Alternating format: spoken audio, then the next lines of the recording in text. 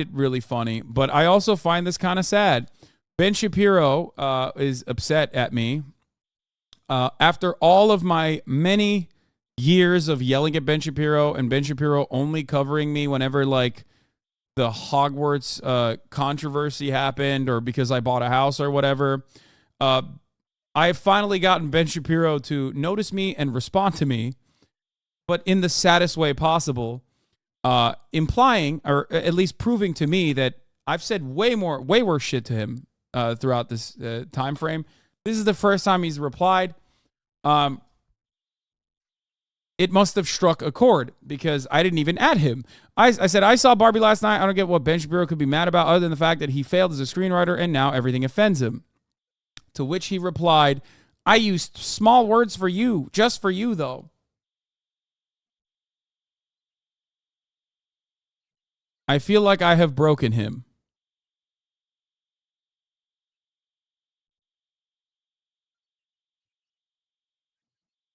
This took him, this was done at 5 a.m. or 8 a.m. his time. almost 24 hours later. So I'm going to say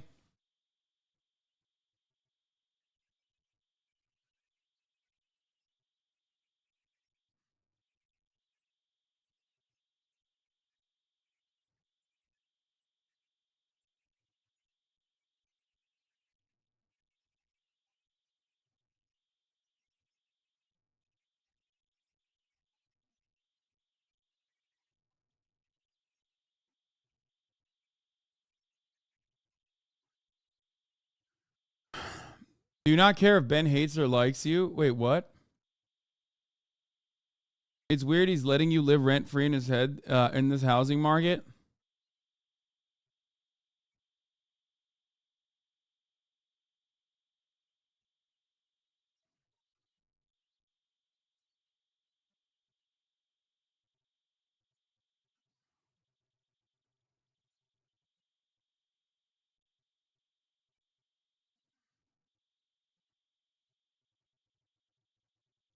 That means he totally was watching streamer VOD? No, probably not.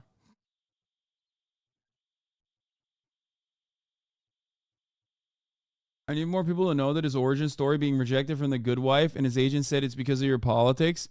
Yeah. Um, we can watch the video if you want. I was thinking we watch that video after because this is a good time to watch that because that is like very real and I think that does make him very upset. It seems.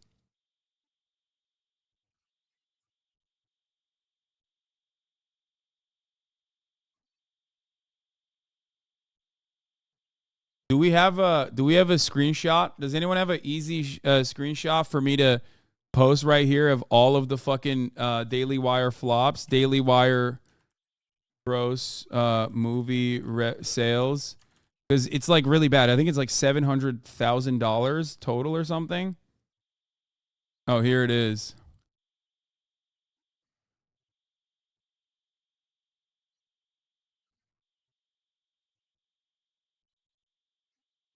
I know why that's $800. By the way, it's still funny to make fun of them for it, but that's because they didn't actually release it. They just did it one night.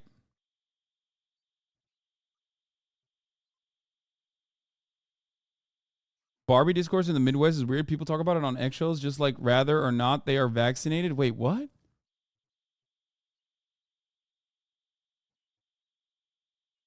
Tell the truth that you've called him small, feminine, a fascist that can't make his wife come, and this is the thing he responds to. Yeah, because this is the one thing that he's like legitimately upset about.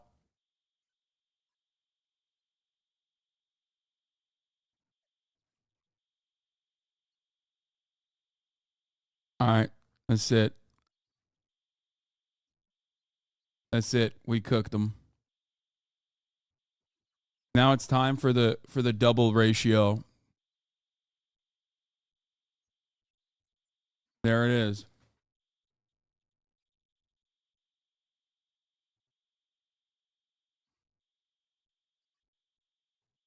Um, there's gonna be a hate train your way, brother. I mean, it's fine.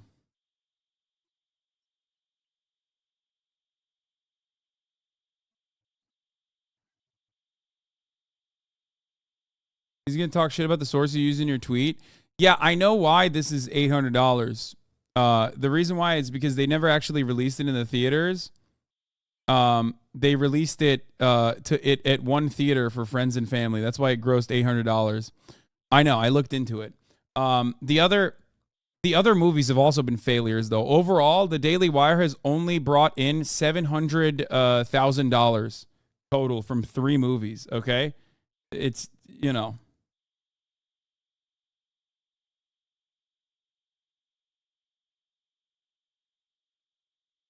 Will you post on Threads? Also, I don't use Twitter. I don't know how that works. God, he's so fucking lame. He's like, this whole like I'm destroying you with facts and logic shit fell out of favor so quickly.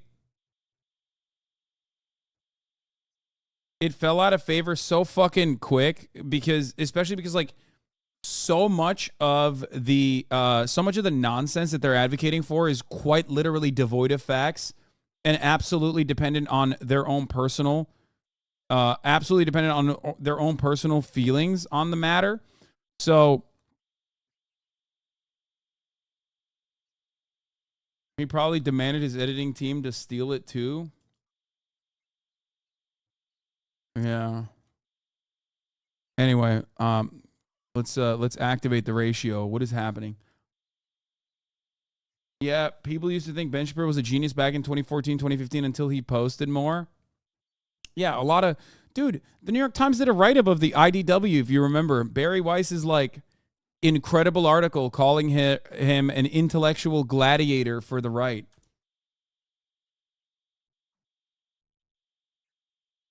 You know?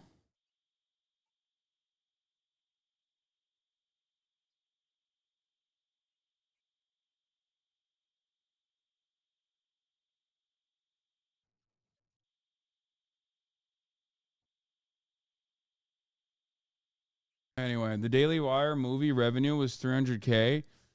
Yeah, I'm telling you, the total revenue that they've grossed for all of the Daily Wire productions totals around $701,000, I think.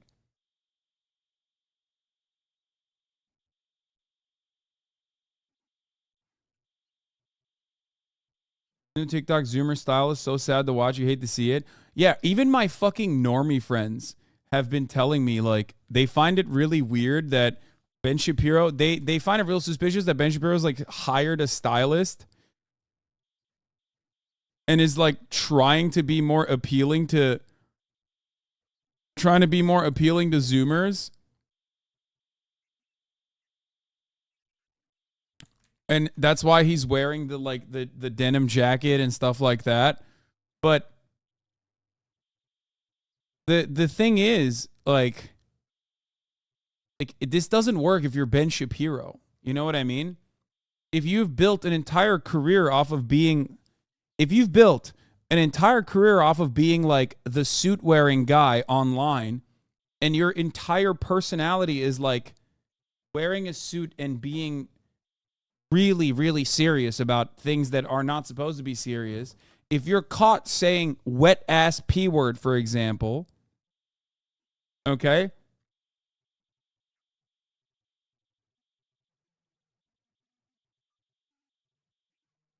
You can't do actually a cool guy now. Like I'm a cool guy that's appealing to the younger audiences. Like you can't do that. Even I can't fucking do that.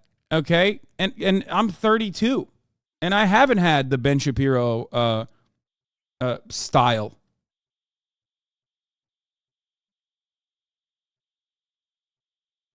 Isn't that the target audience of Daily Wire? They gain a sizable audience in 2016, Gamergate millennials, and need to dip into Zoomers to continue to grow. Yes, every political commentator is going through that same phase at the moment, myself included. Zoomers are not exactly interested unless it's like some esoteric Nazi shit or some like crunchy granola spiritual shit. Most Zoomers are just like, I don't give a fuck about this politics shit. This sucks. We all did our part. We threw up the black fist during the Black Lives Matter protests, and that never went anywhere, so I am no longer interested in this stuff.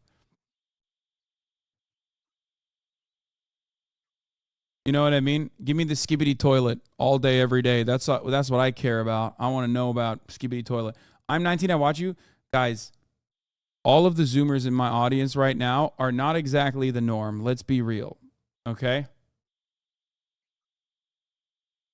I know you there's plenty of you in here right now, but you guys are not the norm.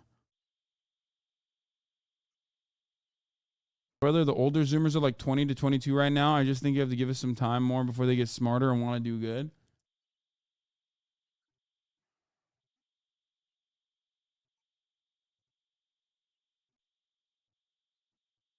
Anyway, every generation thinks the next generation doesn't give a shit. I mean, most people don't give a shit. Every generation doesn't give a shit. Let's be fucking very real about this. Ultimately, if you live in America, the system is designed for you to not give a shit. Why would you give a shit? Who are you going to vote for? Joe Biden? Okay. What's Joe Biden going to do for you? Is he going to change your life? You know what I mean? I think a lot of people also have fatigue post the Trump era where they just like don't want to pay attention to politics anymore. And that's why they voted for the normalcy candidate with Joe Brandon. And that is exactly what happened. The normalcy candidate brought things back to normal. At the top of the hour, there's a 3-minute ad break.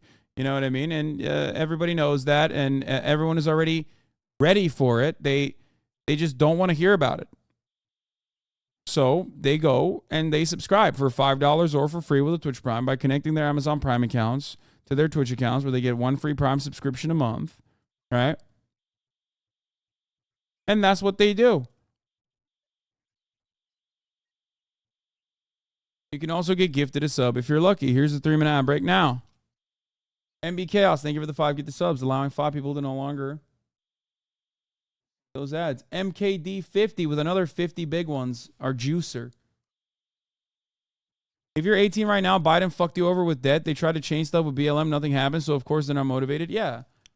They did stuff outside of like immediate electoral politics. It didn't work. They did stuff within the realm of electoral politics. It didn't work. No one is inspirational. And the system is designed to just yield the same outcomes that it does no matter what you do, no matter how hard you try. So I think a lot of people have just like kind of given up.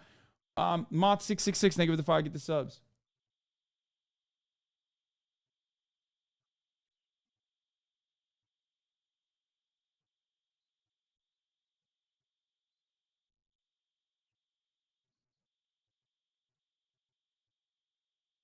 I'm 21, and a lot of people I know are either going very neo-lib or Andrew Tate entrepreneur route in Canada. I mean, even then, you're talking about like people who are invested in some kind of political ideology.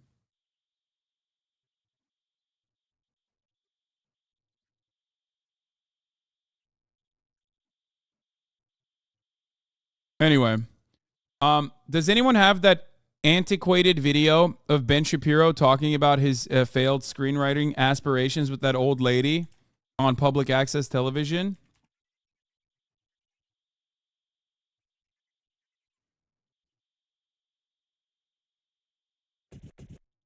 I found a Majority Report clip, but I want to get the OG one.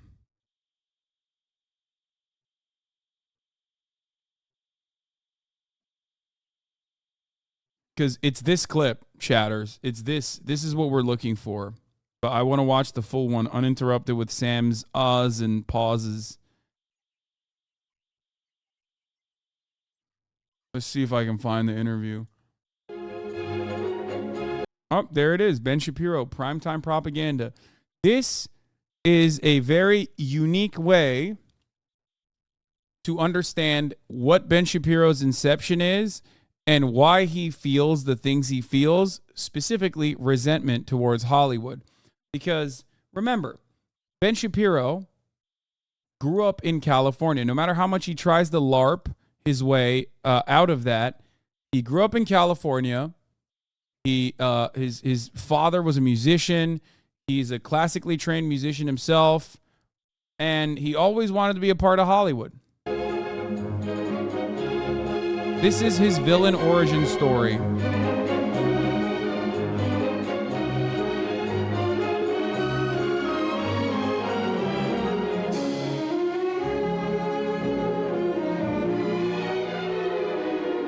This is the book he wrote about Hollywood after after Hollywood rejected his scripts. Reminder that Ben Shapiro's weird vendetta against Hollywood began when he was denied a writing job on The Good Wife. Shapiro, an aspiring scriptwriter, said he has direct experience. He was close to getting in the door with CBS The Good Wife, but then got a cold shoulder.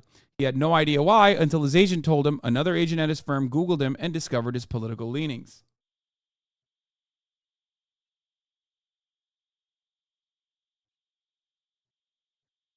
I read his book 7 years ago, and I totally believed him because I couldn't find any openly Republican actors or directors except Kelsey Grammer. But in hindsight, I think he was half right. Conservatives do get blasted, but not because the producers hate them, but because of what? Sucking?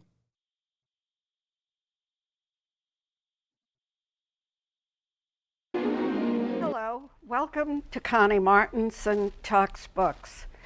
You watch a TV show and you start laughing, but afterwards, do you think about what maybe was said or what you've been really recommended to believe?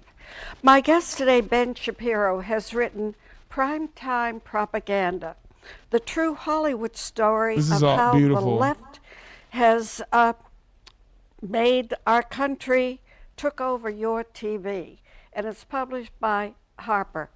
Welcome, Ben. Thanks so much for having me. And I guess one has to think about things we've laughed at, but you seem to pinpoint the authors of those shows as being liberal Jews. Well, not all of them. I mean, Susan Harris is not Jewish. There are plenty Nor of... is Gary Marshall. Nor is Gary Marshall. I certainly don't say that all of them are Jewish. There's, of course, a lot of Jews in Hollywood, but that's because there are a lot of Jews at the top of any industry. Jews happen to be very hardworking.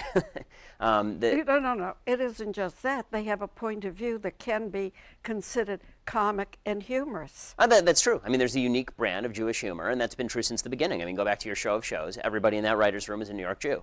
And that's good. I mean, this is good stuff. This is not a rip on Jews. I mean, that would be ridiculous.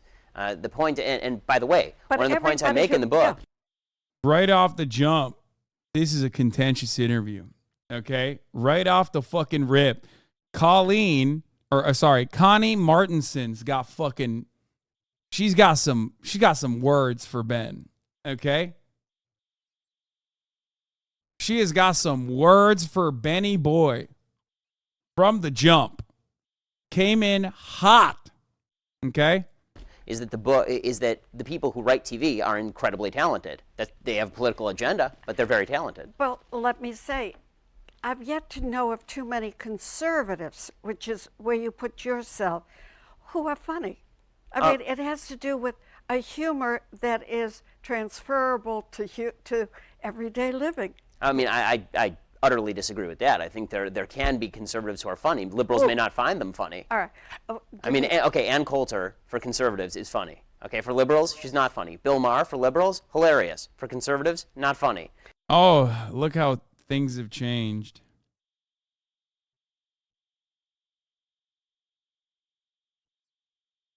Okay, there's... Well, that depends because you're using politics as the form of their humor.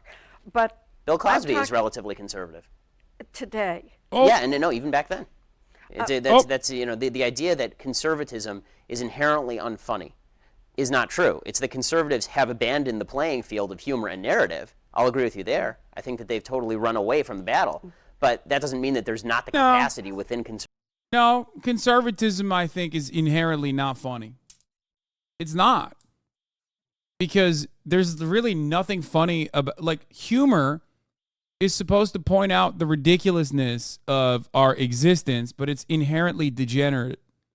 And if you're a conservative, your job is to basically go back to prior norms. Like you fear change. Now, I think in modern day, a lot of liberals have gotten a very conservative attitude towards humor, which has kind of bastardized the realm of comedy a little bit. Conservatives are funny unintentionally. They're not funny deliberately.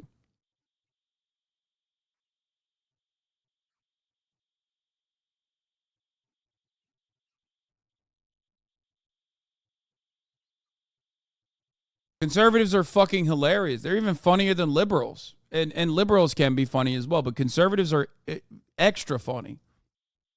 But just they're not when they're trying to be funny. Conservative thought to be funny. You talk about having conceived of the plot for a TV series and worked with Lenny Goldberg. Mm-hmm. Was that a comedy? Was it sitcom? Was it drama? It was more of a dramedy. It was based on Harvard Law School. It was a dramedy. I've written a couple comedies, kind of hour-long dramedies for, spec script. And have they been bought? No, because and there are a couple reasons for that. One is that it's hard to sell anything in this town. Yeah, thank you. Period. Regardless of political viewpoint. And the other is that and especially a breakout series right from the get-go, right? I mean, it's hard to sell a spec script. You start as a baby writer. I mean, you know the process. Yeah. Have you worked continually with Lenny Goldberg since? Yeah, I worked with him for several months afterward, and then he got sidetracked with Unknown and with Blue Bloods on CBS and all of that. Like everything else in Hollywood, things go into development, and then they kind of get sidetracked. They go sideways for a while. So. Well, do you think the book will help sort of open the door with him again? That wasn't the point of the book, but he knew what was going on with the book. It was not a hit job on Leonard Goldberg. I treat him very well in the book. In fact, most of the people in the book I treat very well for the most part. I talk about how talented and brilliant they are. I talk about how great their shows are, which they are. And that's not a bad thing. I just point out that, look, I'm a legal realist. I'm a lawyer. I went to Harvard Law School. And in law, the idea, there's an idea that was promulgated by the left in the 1960s called legal realism. What it was is the idea that your politics are going to come out in your interpretation of law. That is the same thing that's true in art. Okay, your politics are going to come out in your creation and interpretation of art. And that's one of the points of the book. The people who I'm talking to are not bad people.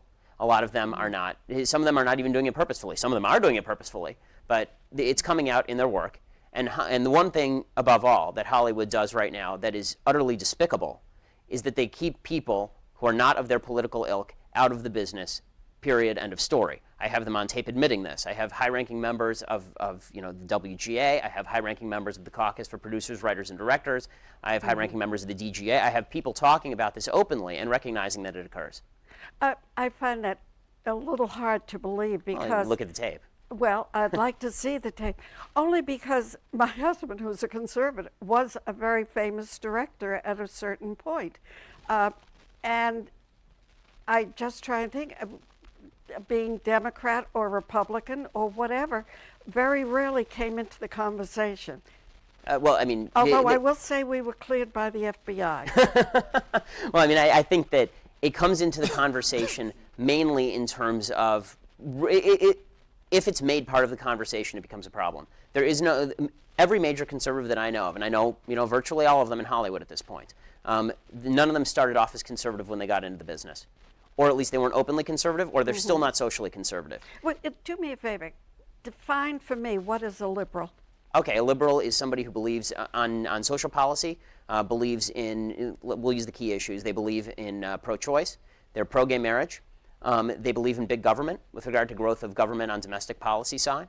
They believe the government should be used to redistribute wealth and rectify the inequalities of everyday life.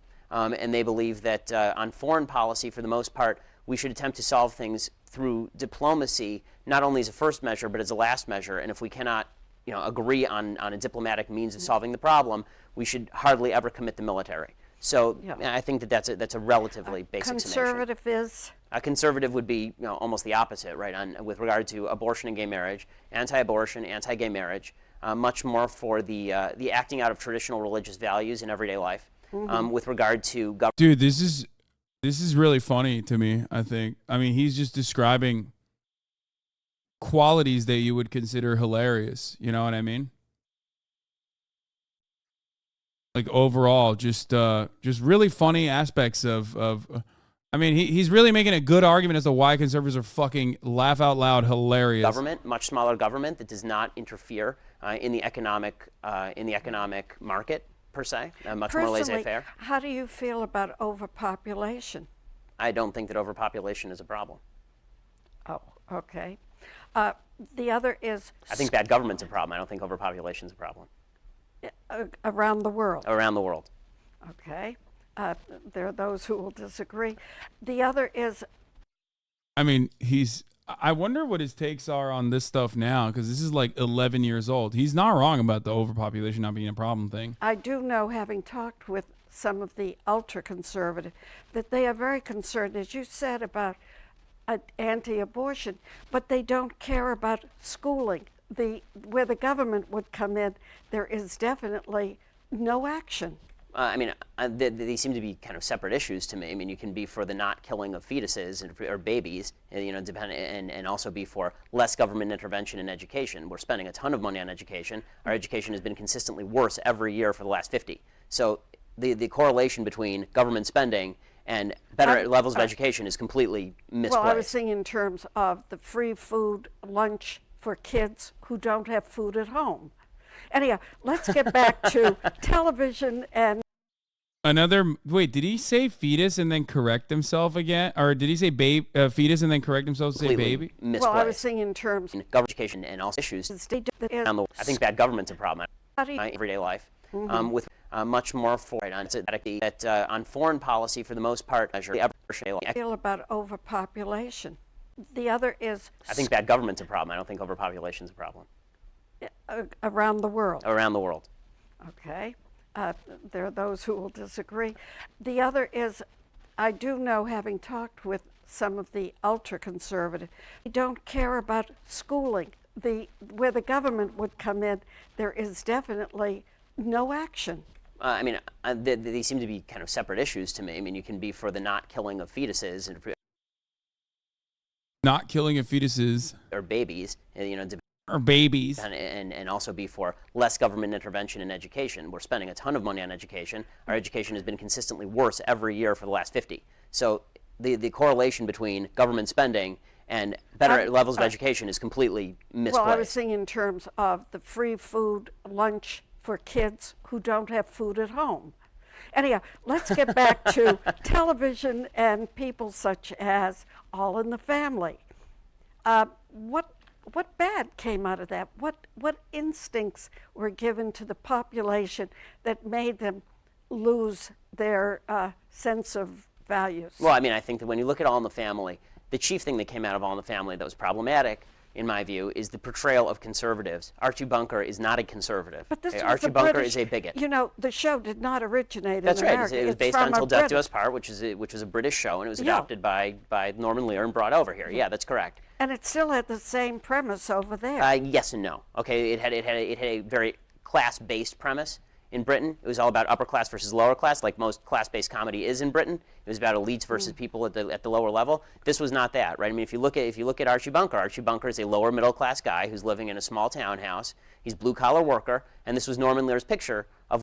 I have no idea what the fuck they're talking about. You lost me. What a conservative looked like. A conservative looked like a hard hat, lower class guy who's ignorant about the world around him and is big. Yeah, except at the time, that is not how, first of all, that is not how fucking back then conservatives were seen and perceived. He's talking about like a Nixon era change. The notion that like hard hat wearing guys that are blue collar are actually like Republican Party voters portrayed against like the anti-war hippies is a relatively newer phenomena, and at the time, the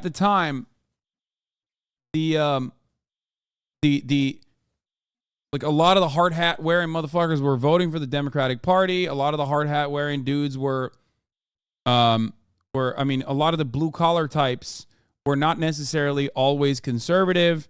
They were definitely like the way that conservatives were perceived.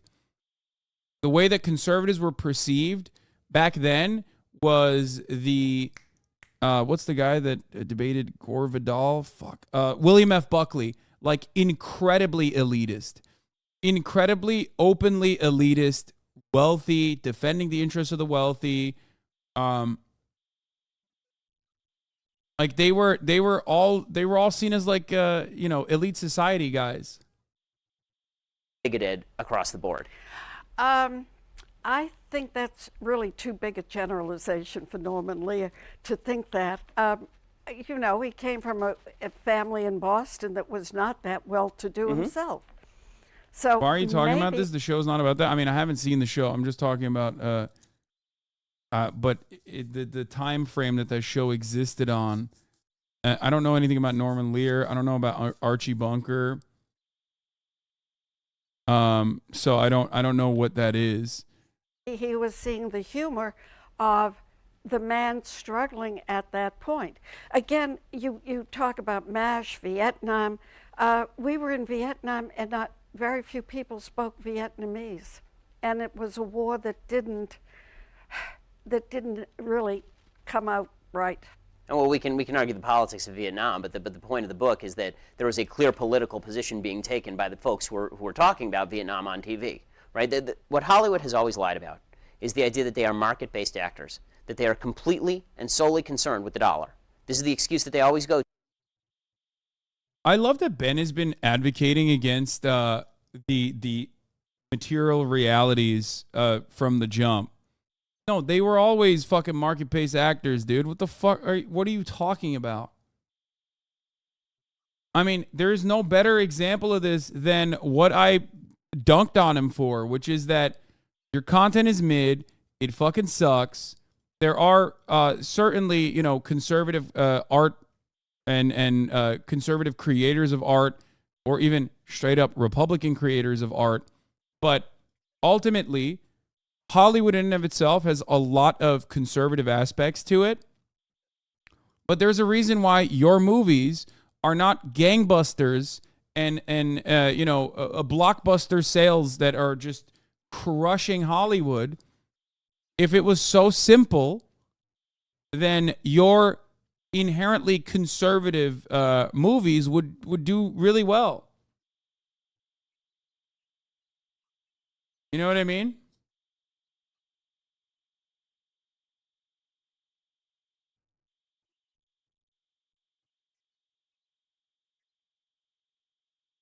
Archie Bunker Clips, crazy American TV history show. lesson. You don't know nothing about Lady Liberty standing there in the harbor with her torch on high, screaming out to all the nations of the world, send me your poor, your deadbeats, you filthy. And all the nations sent them in here. They come swarming in like ants. Your Spanish PRs from the Caribbean there. Your Japs, your Chinamen, your Crouch and your Hebes, and your England all of them come in here, and they're all free to live in their own separate sections. Where they feel safe, and they bust your head if you go in there. That's what makes America great. Some of these doctors will tell you anything you want to hear. He's the best there is when it comes to blood. My own cousin from the hospital said so. Your cousin from the hospital empties bedpans. Don't make him out no specialist. I know what Dr. Feinberg said. Feinstein, Feinberg, it all comes to the same thing, and I know that tribe. I know that tribe. He said they're Jewish doctors. Yeah, that's Wait, this feels like Norman Lear shows were famous about talking about racial inequality using satire. No, this is awesome. I think he captured the essence of like why conservatives are funny unintentionally. Yeah. Yeah, he's not the guy that you're supposed to aspire to be. He's the guy that you can see the other side of, but like he's the joke. You're laughing at him. I mean, this is 1 minute. I've watched 1 fucking minute of the show, so I don't really know that. I don't really fully capture it, but I feel as though he's not. You're not supposed to laugh with him. You're supposed to laugh at him.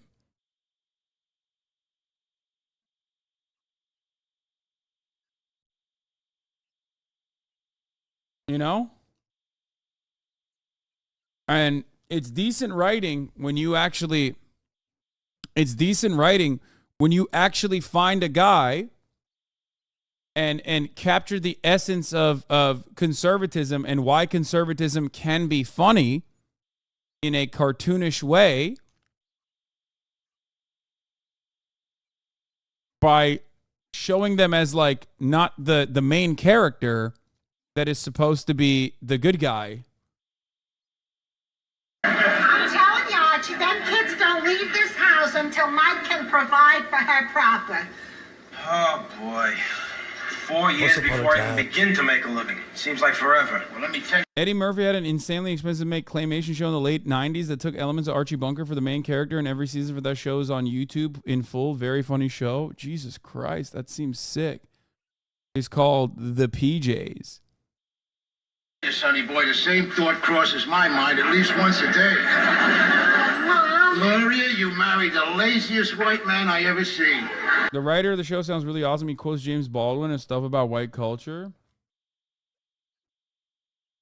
So kind of like Always Sunny. Yeah.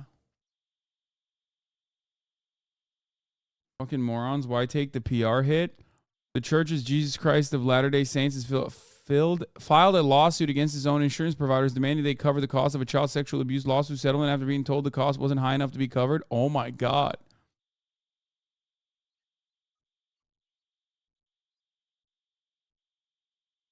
That's awesome. What a fucking wild thing to do. All right. Well, anyway, that's Archie Bunker. We got it a little bit. Let's continue. Okay, when you talk about politics on TV, no, we're not concerned with politics. Oh, wait, there's insurance to cover claims. I love it. I love that. That's my favorite, come to Jesus moment, if you will. Whenever I talk about churches that get insurance specifically against child molestation lawsuits, which is a very real type of insurance. Okay. And people find out about it for the first time. They're like, what? How do you do actuarial sciences on like the likelihood that your priests and pastors and whoever the fuck is in your clergy? Is that what it is? I don't know. Where, you just have to make the math work on that, where you're like, what's the likelihood that they're going to fuck boys here? It's wild. All we care about is ratings. The point of the book is that that's not all they care about. And when they say that's all they care about, that's an excuse for them to push their politics in their programming. And that's what they do on a repeated basis. By the way, you never mentioned the Westerns and the shows that were done at Warner Brothers under Jack Warner. Oh, no, I did talk about those in the 50s. I mean, I mentioned Gunsmoke as one of the top conservative shows. It wasn't one of their shows. It was Maverick, Cheyenne. Right. Yeah. No, I mean, look, in the book, I talk at length about the history of TV, and I say that TV didn't really move to the left until you hit about 1970, right? So in the 50s and 60s, TV was much more moderate in terms of political orientation. All the shows that you just mentioned, All in the Family, MASH, those are shows that come about in 1970, 71, 72 with CBS, right? That only comes about in the early 70s. I talk about it in very specific terms about the transformation of politics on television, which, like I say, only really occurred and only really switched over heavily liberal in the early 1970s. Are you going to run for politics? Yeah, at some point, maybe. Mm-hmm. I would consider it. Yeah. What? As what?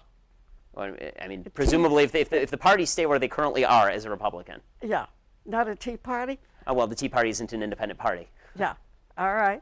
And let me say, there's much to be discussed in this book. Anyhow, thank you very much for coming. He's like the anti-Tarantino, just A-worded espousal with a very skewed view of visual media history. Yeah, I mean, he has always been like a